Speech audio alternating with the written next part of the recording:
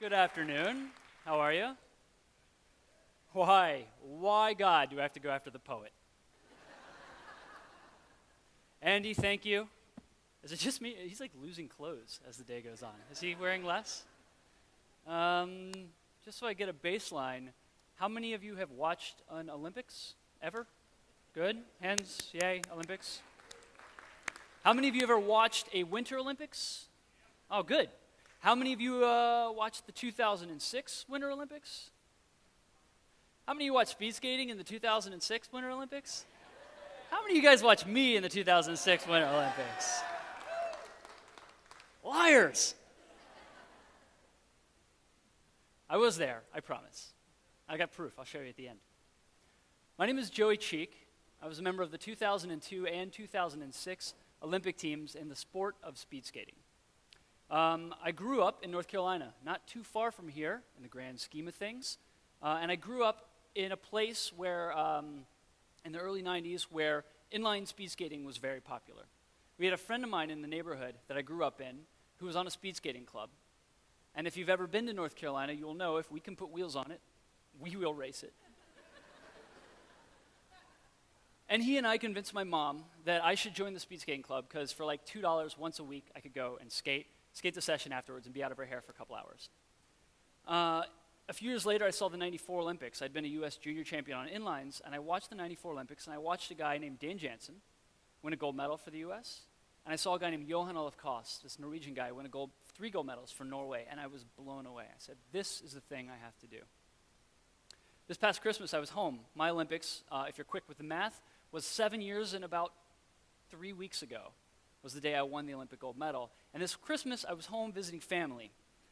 And my brother, who's also an inline skater, wanted me to find one of my skin suits because he was going to go try ice skating just for fun. He's doesn't want to do it for a living, but he wanted to go out there. And so I had a box at the house. Don't you love it when your anecdotes come to life? And I started digging through this box because I wanted to find some stuff for him. And I dug and I started unburying all these memories. I took out this jacket, which was in this box. And I was like looking through this stuff and I put it on because I hadn't worn any of it. I hadn't done any of this stuff in years. I left skating. I've done it a dozen times since that last Olympic race, give or take. And I started pulling out stuff, memories. And I started thinking about what that experience was like. Just a quick primer for those of you who don't know. I compete in lawn track speed skating. We skate on a 400-meter oval. I don't do short track. That's where everybody races. It's that guy with the thing. I forget his name.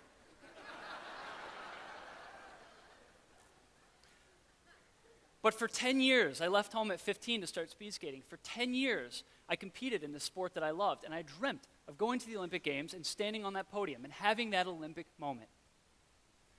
I pulled out these skates. I used to race. The 500 meters was the race I won the gold medal in. I competed, I raced it in 34.82 seconds. My Olympic moment, this one was 34 seconds. We trained 7-8 hours a day, 6 days a week, 11 months a year. 4 years per quad. I competed in through 3 quads, so nearly 12 years, all for 34 seconds of competing. So I'm excited. The reason I was excited, because as I dug through this box, I kept tearing through these memories. And I found my skin suit for my brother.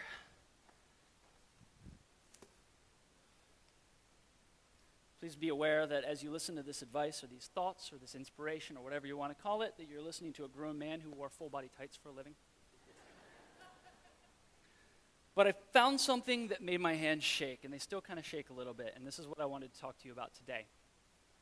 For 10 years as I competed, I kept journals. The reason I kept journals, in fact, was because one of my first ice coaches told me that Johan Olaf Kost, the Norwegian guy who won all the gold medals, kept journals every day of his life. Turns out that's not true. He told me years later. But I kept journals.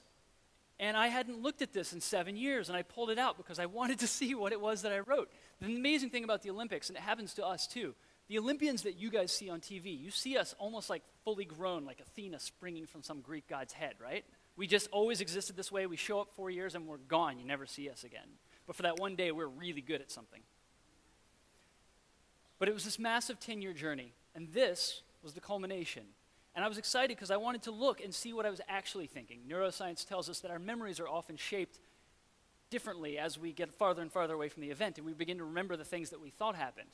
So I was excited because I wanted to see how I felt and what I was thinking, and if I was confident. And on the first page, May 8th, 2005, in 10 months, I will win an Olympic gold medal because I work harder and smarter than anyone else on earth. That's legit, it's what it says. Well, hell.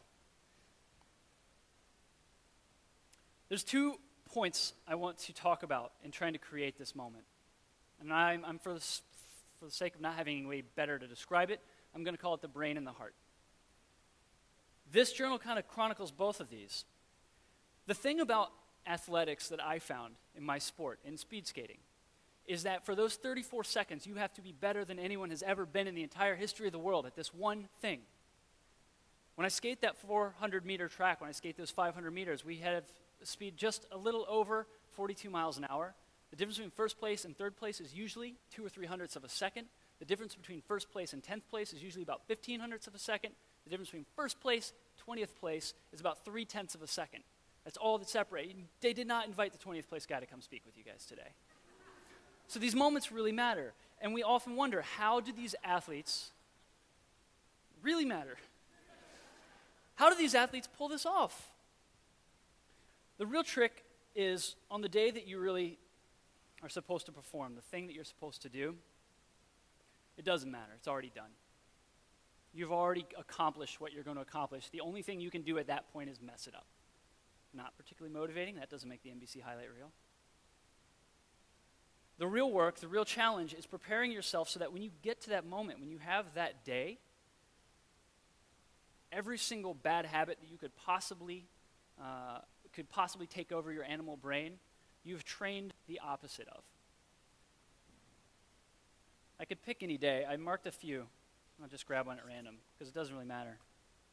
Good hard week of training, August 7th, 2005. I did all my workouts strongly. Even though I trained hard in some ways, I feel like I went backwards. Knees started getting better. I was having some knee pain. I want to be physically stronger I've ever been. I can do this. I need technical and physical goals. Physical goals, technical goals. Here, low. Low, low, low, low, low. Back round, hips level. Build with the recovery. What day is this? October 30th. Technical, round, every day, lower than ever. Level back, rock steady. Technical, nail the turn entries, every corner, stable hips, low, round back, relaxed. What does this mean, right? Speed skating, we're racing, and when we do it right, it looks effortless, right? It's glorious. We're low, it's cat-like, and we spend hours and hours doing drills like this so that we're perfectly aligned every time you do a step. If you're too tense, you mess up. If your hips are moving around, you're not getting full pressure. For 5 years, I had the exact same technical goals, and I drilled them day after day after day after day after day. The trick is when you get to the Olympics, you step on the line, you've treated every day up until that point like it's the Olympic Games. Now it's just like every other day. It's a neat little mental trick, and the best athletes in the world, when they talk about their performance, they don't really remember what happened. You can't make it happen. The old high school cliche about giving it 110% is absolute bunk. It does not exist. You can't give it 100%, 110%. You can't cram for the Olympics. So these are all interesting to me. Pretty good day. Arrived in Torino. Lest you think there are good days only, I marked a couple of the bad ones. January 12th, this is less than 1 month before the start of the games. I've been acting the last 2 or 3 days like I've already got this expletive wrapped up. Expletive. Stay, expletive focus. You didn't bike today. You haven't stretched for 2 days. Expletive. Pull it together. What small steps did you take to improve?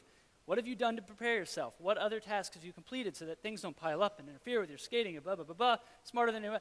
Believe. Stay around and level. The whole focus of my life was performing on this stage. And I'm happy to say that when I got to the stage, I performed. I won an Olympic gold medal. Now, Andy mentioned just briefly the stuff I got to do afterwards.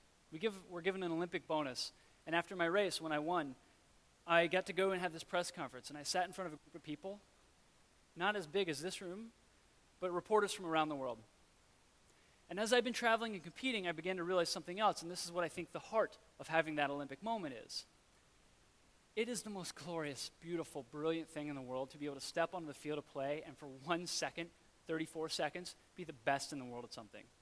I still get goosebumps, and that's what motivated me and drove me for 10 years of thinking of these same goals over and over and over again. But at the end of the day, it just ain't that important. It really isn't that important whether or not I can skate fast in circles. I think it's a great metaphor, right? Like I spent my life trying to be as absolutely good as possible at going nowhere really fast. And the truth of the matter is, almost nothing is really that important. For me, the important thing, the amazing thing, was that I had the chance, and this is the glory of the Olympics, if there is such a thing. I had the chance and the resources and the backing up of my family, my friends, my countrymen, my team, so that I had that chance. So when I stepped in front of that podium after giving my performance on the field and after our blood testing and all these things for doping control, I got to speak to these reporters and I said, I know what you want to do. You want to do the Olympian does good, kid from North Carolina makes it in the games. But I don't want to talk about it. I want to talk about something else. And I said, I'm donating the Olympic bonus that I won to this group, this charity, Right to Play. And I'm giving it to kids who are refugees and internally displaced kids from this region in Africa called Darfur. In 2006, this was not the cause de célèbre it would become, and we were able to mobilize people from around the world. I have the rare chance of being brilliant twice in one day. By far and away the most brilliant I've ever been at any point before or since in my life. And the thing that I finally realized is it's not one thing or the other. I needed both. I needed the heart and the mind in order to pull it together. And so I'm incredibly grateful for you all for letting me have the chance to have to go through this again and have to read these thoughts. Because I got to see for a brief moment that I could be really brilliant. So, thank you guys. I'm almost done. By the way, when you're really good at speed skating, that one meet they throw every 4 years, and you get to wear the tights and go really fast in circles, you have a great day, they give you one of these. So. Thank you, sir. Thank you.